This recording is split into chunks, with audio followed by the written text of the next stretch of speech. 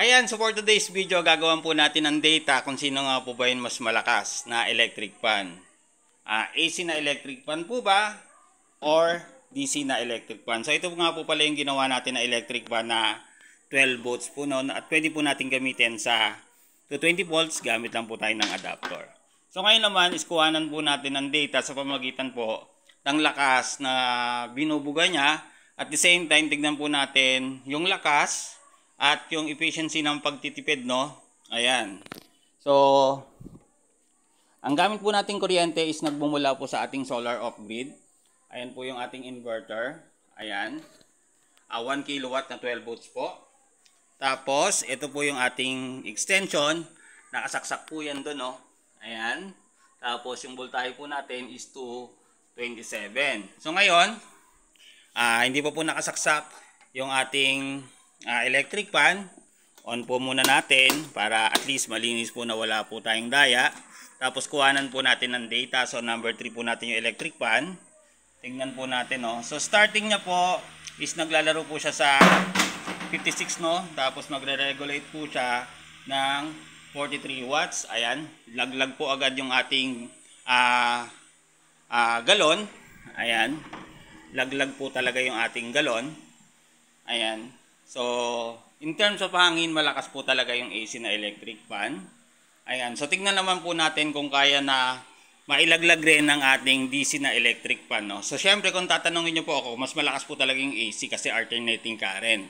So, ngayon, dahil nagpo-promote po kami ng solar at yung mga gamit po natin, ngayon is meron na rin po tayong 12 volts.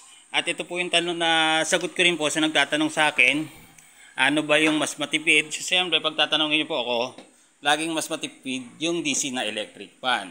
So, kuha na naman po natin ng data, yung ating DC na electric fan. So, off po natin yung ating AC na electric fan. Tapos, pasensya na po kayo sa video, magulo kasi ako rin po yung kumukuha. Ayan. So, importante po is makuha na po natin ng data, yung dalawang electric fan, yung AC at DC. So, ito po yung ating ginawa na DC na electric fan na gagamitin po natin sa 220 volts rin. Gamit po yung ating adapter na 220 volts yung input, yung output is 12 volts. Yung capacity niya is 2 ampere. Ayan, so tignan rin po natin kung kaya niya bang ilaglag yung ating galon, no? Ayan. So itodo na po natin, no? Kuhanin na po natin yung lakas. Ayan, halos parehas lang po sila ng capacity in terms of hangin, pero in terms of watt is mas mababa po yung consumption ng ating DC na electric fan kasi 34 watts lang po siya. So mas tipid po siya ng 10 watts sa regular na electric fan na AC na electric fan, at yung ating DC fan is ayan, 33.8 watts lang po siya. So mas matipid po siya. Ayan, so kung sa mga nagtatanong po sa akin kung pwede po gamitin to sa walang solar setup, pwede po yan, bili lang po tayo ng adapter.